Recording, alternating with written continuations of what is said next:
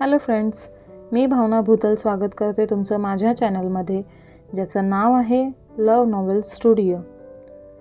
चला तर मग स्टोरीला सुरुवात करूया. पण त्याआधी चॅनलला सबस्क्राईब केलं नसेल तर सबस्क्राईब करा आणि बेल आयकॉनवरती क्लिक करा. कथेचं नाव आहे ताल, एक राजनैतिक बंधन. लेखिका भावना भूतल, व्हिडिओ एडिटर सोनाली जाधव.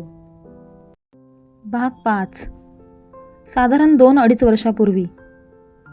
स्थळ पुणे, पेशवेजीत बंगला.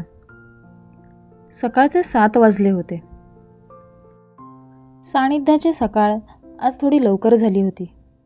तिला घेऊन सीड टेरेसवर आला.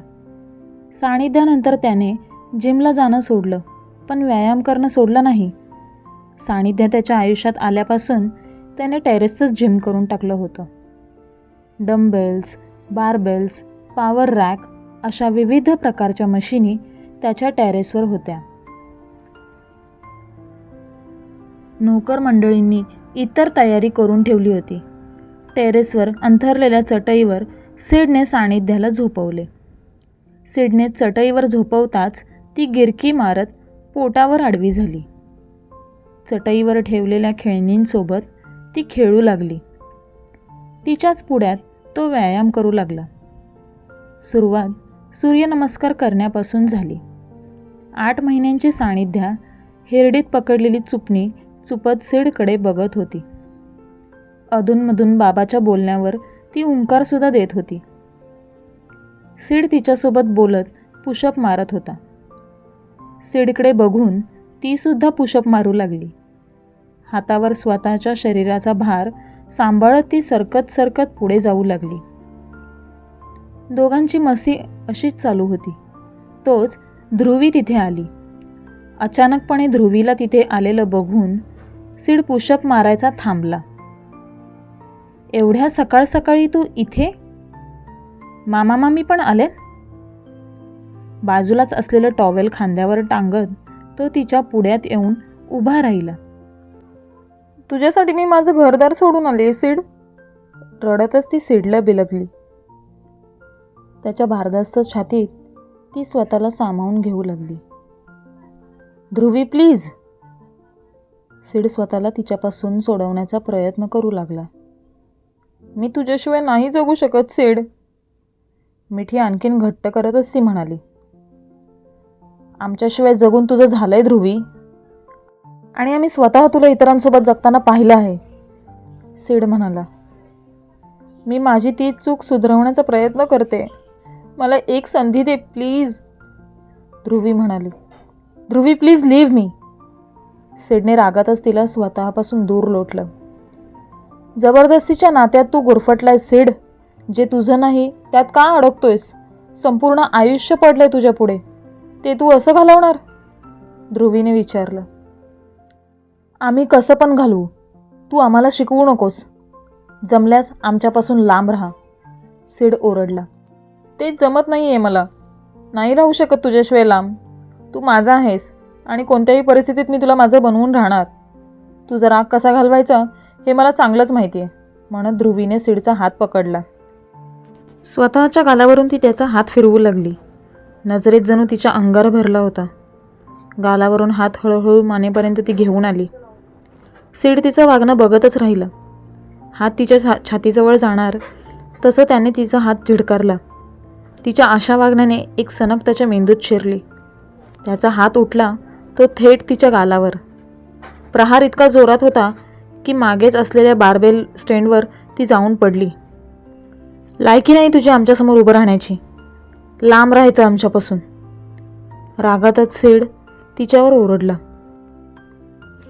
सीडने केलेला अपमान तिला सहन होत नव्हता. रागाने ती थरथरू लागली होती. सीड बाजूलाच पडलेलं शर्ट उचलून अंगावर चढवू लागला. तोच वेट प्लेट पडल्याचा आवाज सीडला आला. त्याने घाबरतच मागे वळून पाहिलं. छकुली! बेंबीच्या देठातून तो ओरडला. सीडच्या आवाजाने ध्रुवी भानावर आली. मागे वळून तिने सीडकडे पाहिले. तिच्या पायाजवळ त्याचं लक्ष होतं. तो पळतच तिच्या जवळ येऊ लागला. बारबेलच्या रॉडमधली एक वेट प्लेट सानिध्याच्या कमरेवर पडली होती. ध्रुवीने पटकन तिच्यावरची ती प्लेट उचलली. प्लेटीचं वजन इतकं होतं की ती उचलेपर्यंत ध्रुवीला धाप लागली.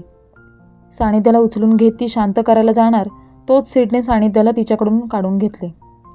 आईसाहेब! सिड रडतच सगळ्यांना आवाज देऊ लागला. वेदनेने त्याची छकुली रडत होती. तिला किती वेदना झाल्या असतील ह्या विचाराने सिडचं रडू काही थांबण्याचं नावच घेत नव्हतं. काय झालं? आईसाहेबांनी पिलूला त्याच्याकडून घेत विचारले. सिड इतका घाबरला होता की त्याची बोबडी अक्षरशः वळली होती. सानिध्याने रडून संपूर्ण घर डोक्यावर घेतलं होतं. ध्रुवीने जे काही घडलं ते घरच्यांना सांगितलं. घडलेला प्रसंग आठवून सिडच्या डोळ्यातून पाणी येऊ लागलं. डोळ्यातून येणारं पाणी पुसत त्याने डॉक्टरांकडे पाहिलं. वेट प्लेट पडली तिच्या पाठीवर. डॉक्टरांकडे नेलेलं. घाबरण्यासारखं काही नाही असं डॉक्टर बोलले. आठवड्याभराने बरं वाटेल तिला असं डॉक्टर म्हणाले. आठवड्याभराने ती बरी झालीसुद्धा. रडत वगैरे नव्हती पण बाकीच्या ॲक्टिव्हिटी ती करत नव्हती. फॉर एक्झाम्पल मी ऑफिसमधून आल्यावर घोडाघोडा करत माझ्याजवळ येण्याचा प्रयत्न करायची. नंतर पाय जोरजोरात आपटायची आणि पायात घातलेल्या पैंजणाचा आवाज ती स्वतः ऐकायची. तिने ते सगळं बंद केलेलं. मे बी कंबर अजून दुखत असेल असा विचार मी केला. तिला सांभाळायला मी घरी मावशी ठेवलेल्या. त्या तिला रोज मालिश करायच्या. मालिश करताना तिला खूप बरं वाटायचं. शांत पडून राहायची ती. जबरदस्ती उभं केलं तर रडायची खूप.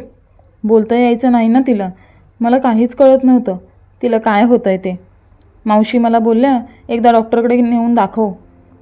मी डॉक्टरकडे नेलं पण काहीच फरक पडत नव्हता. डॉक्टर नॉर्मल आहे हे सगळं असं म्हणतच बसला आणि मी माझी छकुली कधी नॉर्मल होते याची वाट बघत बसलो. पिल्लू माझी वर्षाची झाली पण तरीही पायाची हालचाल करतच नव्हती. शेवटी माझ्या भावाने मला आर्थोपेडिककडे तिला घेऊन जा म्हणून सांगितले. तेव्हा मला कळलं की तिच्या मणक्यातील नस दबली गेली आहे आणि फ्रॅक्चरसुद्धा दिसत होता. ती कधीच चालू शकणार नाही असं देखील डॉक्टर म्हणाले.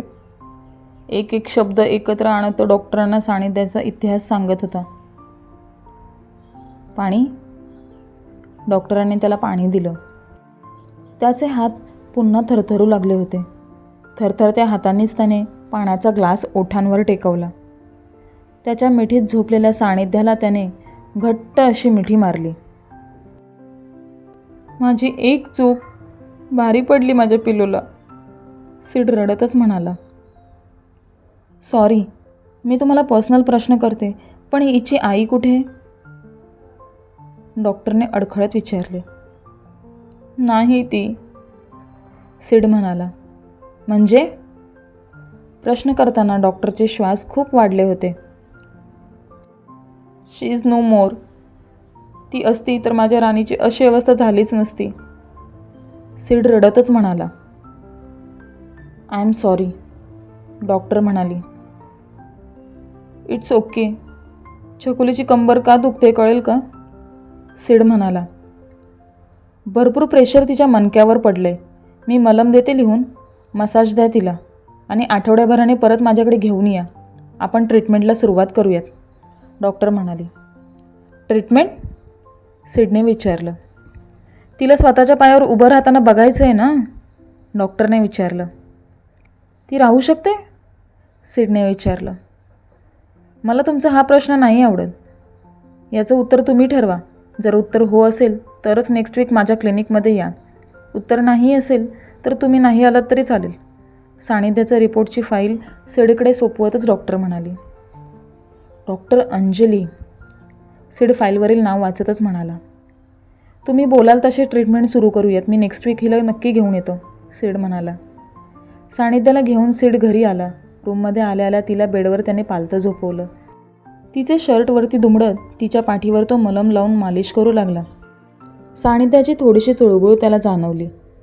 दुखतंय का? सिडने विचारलं. बरं वाटतंय, सानिध्या म्हणाली. तिने असं म्हणताच सिडच्या ओठांवर स्मित उमटले. डॉक्टर बोलले की तू लवकरच चालायला लागणार, सिड म्हणाला. ते तर मला पण माहिती आहे, सानिध्या म्हणाली. तू डॉक्टरांनी माझं बोलणं ऐकत होतीस? सिडने विचारलं. म्हणजे? सानिध्याला सीडचा प्रश्न कळलाच नाही. काही नाही, झोप तू, सीड तिला समजावतच म्हणाला. भूक लागली, सानिध्या म्हणाली. राधा, सीड राधाला आवाज देऊ लागला. आम्ही लाचचा डबा खाणार, सानिध्या म्हणाली. अरे हो, आम्ही तर विसरलोच, तुमच्या फ्रेंडने तुम्हाला साबुदाणा खिचडी दिली आहे ना, सीड म्हणाला. लाज कशा बोलतं सांगू, सानिध्या म्हणाली. सीडने तिला बेडवर नीट उठून बसवतच विचारले. कसं? आम्ही नाही बुद्धू, मी. ओ गॉड, कितींदा मी एकच गोष्ट शिकवतो हिला. राजकी नक्कल उतरवत सानिध्याने डोक्यावर हातवस मारून घेतला. तो पण खूप क्यूट आहे हा, अगदी तुझ्यासारखा. मला तुझा नवीन मित्र खूप आवडला, सानिध्याचे गाल ओढत सीड म्हणाला. आम्हाला? नाही नाही, मला पण, सानिध्या हसतच म्हणाली. सीडने राजचा डबा उघडला. डब्यातील खिचडी बघून सीड स्तब्धच झाला. जिरं, कढीपत्ता आणि मिरचीच्या तडक्याचा सुगंध सीडच्या नाकात घुमला. तळलेल्या बटाट्याच्या चकत्या, शेंगदाण्याचं कूट, सोबत त्यात तळलेले अख्खे शेंगदाणे, जे खिचडीतून डोकं वर काढून पाहत होते. त्यात डाळिंबाचे दाणे तर त्या खिचडीची शोभा वाढवत होते. त्याला जशी पाहिजे अगदी तशीच ती खिचडी होती. त्याची ती तशी खिचडी बनवायची. त्याला आवडायचे म्हणून मूठ भरून डाळिंबाचे दाणे ती खिचडीत घालायची. बाबा, भूक लागली, भलव ना, सानिध्याने त्याची तंद्री दूर केली. एक खोल श्वास घेत त्याने दाटून आलेल्या कंठाला थंड केले. सानिध्याला तो खिचडी भरवायला घेऊ लागला. कशी लागते, त्याने विचारले. मत्त, तू पण खाऊन बघ, लाच्या आईने बनवली आहे, सानिध्या जबरदस्ती सीडला ती खिचडी भरवतच म्हणाली. सीडने खिचडी चाखून पाहिली. परफेक्ट स्वीटहार्ट, डोळे मिटूनच त्याने समीक्षा दिली. पटकन मिटलेले डोळे त्याने उघडले. आजूबाजूला नजर त्याने फिरवली. कोणीच नव्हते तिथे सानिध्याशिवाय. उद्या राजला सांग, थँक्स फॉर दिस खिचडी. पुन्हा अशी खिचडी केली तर आमच्यासाठी थोडी जास्त पाठवायला. आम्हाला अशी खिचडी खूप आवडते, खूप म्हणजे खूप, सीड म्हणाला. सानिध्या त्याच्याकडे बघतच राहिली. सीडने खिचडीने भरलेला चमचा तिच्या ओठांसमोर धरला. खा, सीड म्हणाला. बस झालं, आम्ही पेस्ट्री खातो, सानिध्या म्हणाली. का, तुम्हाला आवडली नाही का, सीडने तिला विचारले. आम्हाला तू आवडतो लय सीड, सानिध्या म्हणाली. ए वेडाबाई, गप्पपणे खिचडी फिनिश कर बघू आणि मग पेस्ट्री खा, सीड तिला म्हणाला. गप्पपणे खिचडी फिनिश कर बघू, सानिध्या कमरेवर हात ठेवतच सीडला म्हणाली. तुला पक्का नकोय खिचडी, सीडने तिला विचारले. सानिध्याने सरळ नाही म्हणून मान डोलवली. लादा, आम्हाला पेस्ट्री आण, सानिध्या मोठ्यानेच ओरडली. आम्हाला खिचडी आवडली म्हणून तुम्ही नको बोललात ना खिचडीला, सीडने तिला विचारले. ओ गॉड, आम्हाला नाही बुद्धू, मला बोल, सानिध्याने पुन्हा राजची नक्कल उतरवली. आज दिवसभर मला तुझ्यात राजच दिसणार आहे असं वाटतंय, सीड हसतच म्हणाला. मी उद्या त्याच्यासाठी काय नेऊ, सानिध्याने सीडला विचारले. राधाला विचार ना आणि काय ते ठरव, मी ऑफिसमध्ये जातो, सीड डब्यातील खिचडी खातच म्हणाला. नको ना जाऊ, सानिध्या रडतच म्हणाली. असं करून कसं चालेल ग राणी, बाबाला खूप कामं आहेत ना. बाबाची टीचर ओरडेल बाबाला, बाबा ऑफिसमध्ये नाही गेला तर. तुला चालेल का ते, सीडने विचारलं. सानिध्याने नाही म्हणून मान डोलवली. पेस्ट्री. राधा सानिध्यासाठी पेस्ट्री घेऊन तिथे आली. आम्ही निघू मग? सिडने सानिध्याला विचारले. तसं सानिध्या हसू लागली. ओ गॉड, आम्ही नाही ले बाबा, मी बोल मी. सिड तिची नक्कल करतच म्हणाला. दोघेही बाप बेटी हसू लागले. लवकर बाबाला किशी द्या आणि हसत हसत बाय करा बघू, सिड म्हणाला. लवकर ये, मिस यू. घट्ट अशी मिठी तिने सिडला मारली आणि त्याला बाय केले. राधाला तिची काळजी घ्यायला सांगून सिड तिथून निघाला. जिभेवर अजूनही खिचडीची चव रेंगाळत होती. आजचा दिवस खूप चांगला आहे असं त्याला मनोमन वाटू लागलेलं. डॉक्टर अंजलीला भेटल्यापासून त्याची परी स्वतःच्या पायावर उभी राहील असा आत्मविश्वास त्याच्यात निर्माण झाला होता. आणि दुसरी गोष्ट म्हणजे खूप वर्षांनी त्याला आवडते तशा खिचडीचा त्याने आस्वाद घेतला होता. मन अगदी तृप्त झाल्यासारखं त्याला वाटत होतं. मोबाईलची रिंग झाली. अनोळखी नंबर होता. हॅलो. फोन स्पीकरवर ठेवत तो म्हणाला, मी राज बोलतोय, छकुलीचा फ्रेंड. समोरून आवाज आला. सिडच्या ओठांवर स्मित उमटले. छकुली घरी आहे रे स्वीटहार्ट, मी ऑफिसमध्ये चाललोय, सिड म्हणाला. ओके. तो नाराज होतच म्हणाला. मी तिला तुला फोन करायला सांगू? सिडने राजला विचारले. चालेल. 9839 हा माझा नंबर आहे. व्हॉट्सॲप आई वापरत नाही, डॅडी वापरतो. 9239 हा डॅडीचा व्हॉट्सॲप नंबर आहे, बट डॅडी ऑफिसला आहे. मग तिला 97399 ह्या नंबरवर नॉर्मल कॉल करायला सांगा, राज म्हणाला. त्याचं बोलणं ऐकून सिडला स्वतःच्या हसण्यावर नियंत्रण मिळवताच येत नव्हतं. तुम्ही ऐकताय ना? समोरून काहीच प्रतिसाद येत नाही हे बघून राजने विचारले. हो, आम्ही ऐकतोय, सिड म्हणाला. ओ गॉड, राज म्हणाला. मी ऐकतोय. मी छकुलीला तुला फोन करायला सांगतो, नॉर्मल कॉल. आता आलेल्या नंबरवर बरोबर ना? सिडने विचारले. आता आलेल्या नंबरवर नाही बुद्धू, आईच्या नंबरवर 97399, राज म्हणाला.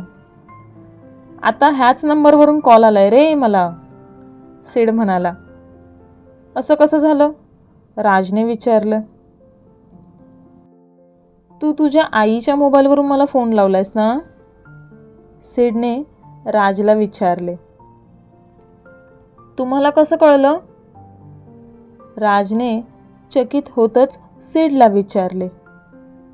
ओ गॉड, आता मी तुला ते कसं सांगू? सिड म्हणाला. सांगा ना प्लीज. राज सिडला विनवणी करतच म्हणाला. मी छकुलीला स्कूलमध्ये न्यायला येईल ना, तेव्हा तुला सांगेल, चालेल? सिडने विचारलं. हो चालेल, राज म्हणाला. मी छकुलीला तुला फोन करायला सांगतो हां, सिड म्हणाला. आईच्या नंबरवर सांगा हां, डॅड घरी नाही आहे, बाय. राज सिडला म्हणाला. आय नो, मी सांगतो तिला, चल बाय, सिड म्हणाला. बाय बोलून राजने फोन कट केला. क्रमशः. काय मग मित्रांनो, हा भाग कसा वाटला तुम्हाला? हे कमेंट करून नक्की कळवा. धन्यवाद.